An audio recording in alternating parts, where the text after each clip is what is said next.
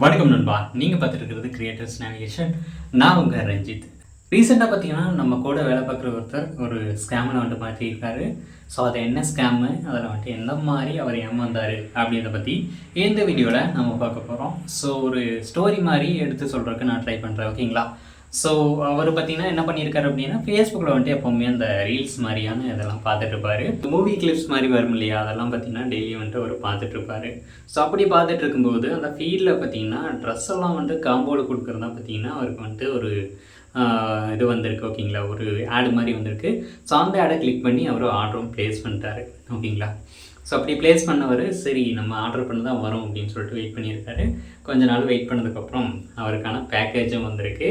So அதை பார்த்தீங்கன்னா வந்துட்டு அன்பாக்ஸ் பண்ணி பார்த்துருக்காரு. அதாவது அந்த 800 பார்த்தீங்கன்னா ஒரு ரேட்டு சொல்லியிருந்துருக்காங்க. ஸோ அந்த 800 கொடுத்துட்டு சரி நம்ம ஆர்டர் போட்டது வந்துருச்சு போல் அப்படின்னு சொல்லிட்டு பார்த்தீங்கன்னா அந்த ஆர்டரை பார்த்தீங்கன்னா பிரித்து பார்த்துருக்காரு. ஸோ பிரித்து பார்த்தப்போ தான் இந்த மாதிரி வந்திருக்கு, ஓகேங்களா? ஸோ அதை நான் வந்துட்டு வாங்கிட்டு வந்திருக்கேன், ஓகேங்களா? ஸோ நம்மக்கிட்ட அந்த பேக்கேஜ் பார்த்தீங்கன்னா இருக்குது. ஸோ அதை என்னென்னு காமிக்கிறேன். இதுதான் பார்த்தீங்கன்னா பேக்கேஜு. இதில் வந்துட்டு சில விஷயங்கள்லாம் போட்டிருக்கோம். செல்லருக்கான எந்த ஒரு ஐடென்டிட்டியும் இங்கே இல்லை, ஓகேங்களா? செல்லருக்கான பேர் பார்த்தீங்கன்னா எக்ஸ்மார்ட் வேர்ல்டுன்னு இருக்குது. அப்புறம் பார்த்தீங்கன்னா M1 போட்டு ஒரு நம்பர் மாதிரி கொடுத்துருக்காங்க, அதாவது மொபைல் நம்பர், ஓகேங்களா? ஸோ செல்லரை பார்த்தீங்கன்னா ஒரு ப்ராப்பரான அட்ரஸ் போடாமல் இவரோட அட்ரஸை போட்டு அந்த பேக்கேஜ் அனுப்பிச்சிட்டாரு. அவனோட ரேட்டு பார்த்தீங்கன்னா கிட்டத்தட்ட ஒரு 899 கிட்டத்தட்ட பார்த்தீங்கன்னா 900 பார்த்தீங்கன்னா அந்த பேக்கேஜ் வந்துட்டு அவருக்கு வந்திருக்கு. ஸோ அந்த அமௌண்ட்டை கட்டி பார்த்தீங்கன்னா அவர் வாங்கிட்டார். வாங்கினதுக்கப்புறம் தான் பெரிய ஷாக்கு என்னதுன்னு உங்களுக்கு நான் காமிக்கிறேன். ஸோ அவர் வாங்கின பேக்கேஜ் இப்போ நம்மக்கிட்ட இருக்குது, ஓகேங்களா? இதில் பார்த்தீங்கன்னா 899 போட்டிருக்கு.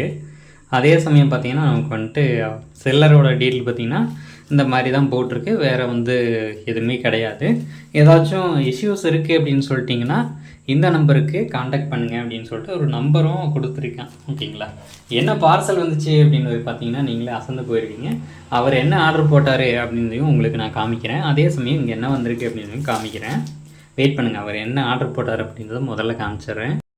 ஓகே, அவர் பார்த்தீங்கன்னா என்ன ஆர்டர் போட்டிருக்காரு அப்படின்னா இந்த ஒரு 899 4 பேக்கேஜாக இருக்கிற டிஷர்ட், ஓகேங்களா? அந்த டிஷர்ட் வந்துட்டு வரும் அப்படின்னு சொல்லிட்டு அவரும் ஆர்டர் போட்டிருக்காரு. ஃபேஸ்புக்கில் நமக்கு பார்த்தீங்கன்னா அந்த மாதிரி ஆடு வரும் அடிக்கடி, ஓகேங்களா? இப்போ பார்த்தீங்கன்னா அந்த ஆடு வந்துட்டு ஓடிட்டுருக்கான்.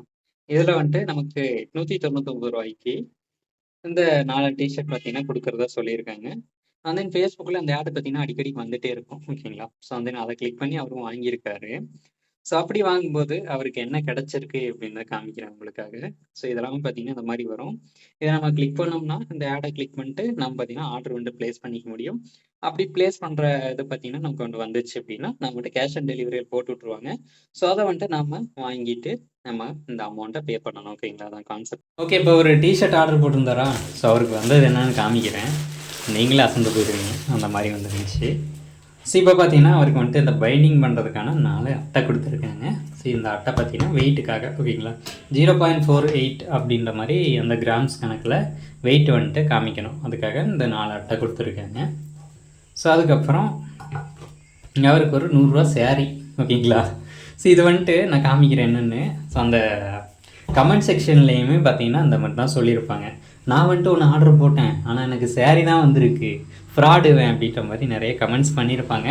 மேபி அவர் அந்த கமெண்ட்டை பார்த்துருந்தாரு அப்படின்னா அதை வந்துட்டு சேரீ தான் வருது அப்படின்றத கண்டுபிடிச்சிருப்பார், ஓகேங்களா? சேரீ தான் அனுப்பிச்சிருக்கானே, சரி நல்லதாக போச்சு இல்லை அப்படின்னா நான் வந்துட்டு 900 இந்த ஒரு சேரீ வாங்குவோமா சொல்லுங்கள்? அதுவும் பார்த்தீங்கன்னா 100 ஒருத்துள்ள சேரீ. இதை வந்துட்டு அவன் 900 கொடுத்துருக்கான். அதுவும் பார்த்தீங்கன்னா எங்கேயோ ஒரு பக்கம் கிழிஞ்சு கிடந்துச்சு, ஓகேங்களா?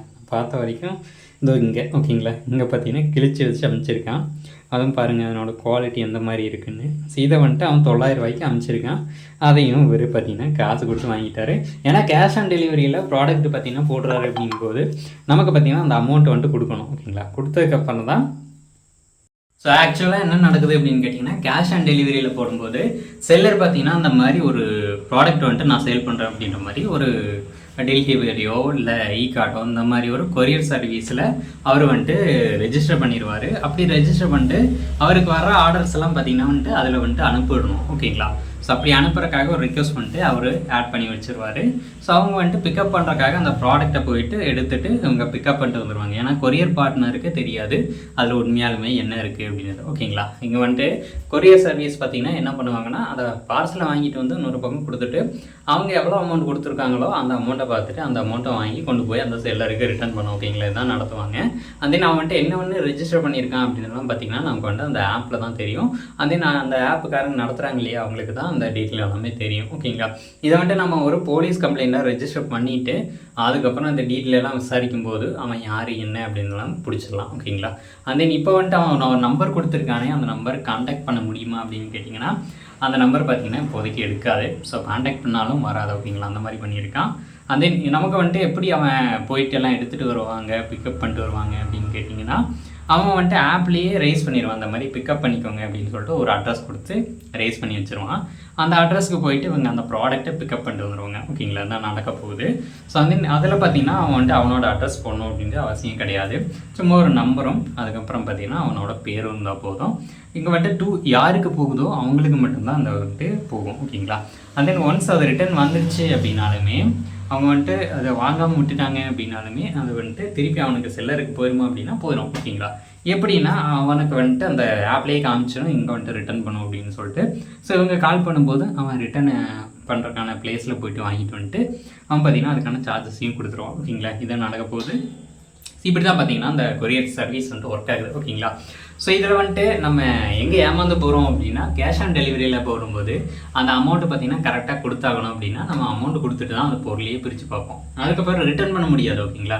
ரிட்டர்ன் பண்ணுறதுக்கான ஆப்ஷனும் எதுவுமே கிடையாது. ஏன்னா அவன் ஆக்சுவலாக ஃபேஸ்புக் ஆட் வழியாக பார்த்திங்கன்னா அதில் வந்துட்டு சேல் பண்ணுறான். அப்படி சேல் பண்ணும்போது அவனுக்கு ப்ராஃபிட் தானே தவிர மற்றபடி நமக்கு தான் லாஸ் ஆகுதோ தவிர அவனுக்கு லாஸ் ஆக போகிறதில்ல. ஒன்ஸ் நம்ம அதை வேண்டான்னு சொல்லி ரிட்டர்ன் பண்ணால் மட்டும்தான் அவனுக்கு வந்துட்டு லாஸ் ஆகும். ஏன்னா இங்கிருந்து அவங்க கொண்டு போய் கொடுக்குறக்கான சார்ஜஸ் பார்த்திங்கன்னா அவங்க வந்துட்டு பே பண்ணணும். ஆப்போசிட்டில் இருக்கிறவங்க வந்துட்டு பே பண்ணணும். ஓகேங்களா? இப்படி வேணால் பண்ண முடியும். மேபி அந்த லிங்க்கெல்லாம் பார்க்குறீங்க அப்படின்னா நான் வந்துட்டு அந்த லிங்க்கெல்லாம் கொடுத்து வைக்கிறேன், போயிட்டு பாருங்கள். ஆனால் தயவு செஞ்சு ஆர்டருக்கு போட்டுறாதீங்க. ஒரு இது போன சாரீ இந்த மாதிரி வரும். அதுக்கப்புறம் பார்த்தீங்கன்னா நீங்கள் வந்துட்டு திருப்பி உட்காந்து இந்த மாதிரி ஒரு வீடியோவை பார்த்துட்டு இருக்கணும்.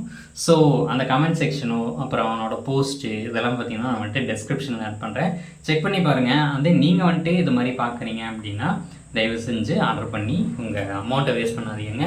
ஒரு 900 பார்த்தீங்கன்னா நான் வந்துட்டு இந்த ஒரு 100 சாரிக்கு பே பண்ணியிருக்கோம் அப்படின்னு மைண்டில் வச்சுக்கோங்க. நான் அவர்கிட்டையும் சொல்லிட்டேன், நீங்கள் ஒன்ஸ் வாங்குறதுக்கு முன்னாடி அதனோட ரிவ்யூவோ அதர்ஸ் கமெண்ட் செக்ஷனோ ஓப்பன் பண்ணி பாருங்கள், அதில் வந்துட்டு என்ன சொல்லியிருக்காங்கன்னு. ஸோ ஒன்ஸ் அவங்க நல்லா தான் போட்டிருக்காங்க அப்படின்னா வாங்குங்க, இல்லைனா வாங்க வேண்டாம். ஏன்னா அதை பார்த்துருந்தாலே தெரிஞ்சிருக்கும். அதில் எக்கச்சக்கமாக பேர் பார்த்தீங்கன்னா எனக்கு வந்துட்டு நான் ஆர்டர் போட்டது டிஷர்ட்டு, எனக்கு வந்ததை பார்த்தீங்கன்னா ஒரு சாரீ தான் வந்திருக்கு அப்படின்ற மாதிரி நிறைய கமெண்ட்ஸ் போட்டிருந்தாங்க. ஸோ அதெல்லாம் பார்த்து தான் நம்ம கொஞ்சம் பார்த்து தான் எல்லாம் பண்ணணும். ஓகேங்களா? ஸோ இந்த வீடியோவை வந்துட்டு ஒரு அவேர்னஸ்க்காக எடுத்துக்கோங்க. மற்றபடி இதில் பெரிய கண்டென்ட் எல்லாம் கிடையாது. நான் பார்த்தீங்கன்னா ஃப்ளிப்கார்ட் சைடில் இதை வந்துட்டு யார் என்ன அப்படின்றத பற்றி கம்ப்ளைண்ட் ரைஸ் பண்ணி நான் வந்துட்டு அடுத்து மூவ் பண்ணலான்னு இருக்கேன். அப்படி இல்லை அப்படின்னா ஒரு கம்ப்ளைண்ட் ஒன்று ரைஸ் பண்ணணும். அப்படி பண்ணால் மட்டும்தான் அவங்க வந்துட்டு யார் என்னன்னு விசாரிப்பாங்க. ஓகேங்களா? அது வரைக்கும் பார்த்திங்கன்னா அதை வந்துட்டு ஒன்றும் பண்ண முடியாது. இந்த மாதிரி ஸ்கேம்ஸ் பார்த்திங்கன்னா நடந்துகிட்டே இருக்கும். டெய்லி கோடிக்கணக்கில் சம்பாதிச்சுட்டு தான் இருப்பான். ஸோ எப்படியெல்லாம் சம்பாதிக்கிறான் அப்படின்றத பாருங்கள். ஓகேங்களா? ஸோ இந்த வீடியோவில் ஒரு விஷயம் தெரிஞ்சிருப்பீங்க, தேவையில்லாமல் ஆர்டர் பண்ணக்கூடாது அப்படின்னு. ஓகேங்களா? ஸோ அந்த வீடியோ பிடிச்சி அப்படின்னா லைக் பண்ணிக்கோங்க. இது போன்ற மேலும் பல வீடியோக்களுக்கு நம்மளோட சேனலை சப்ஸ்கிரைப் பண்ணி ஃபாலோ பண்ணுங்கள். நிறையா டெக்னிக்கலான நியூஸ் பார்த்திங்கன்னா வந்துட்டு நம்ம சேனலில் போட்டுட்ருக்கோம், செக் பண்ணி பாருங்கள். அதே நெக்ஸ்ட் நல்ல வீடியோட உங்களை இன்வைட் பண்ணுறேன். Until then by from creators navigation. டடா, பை பை.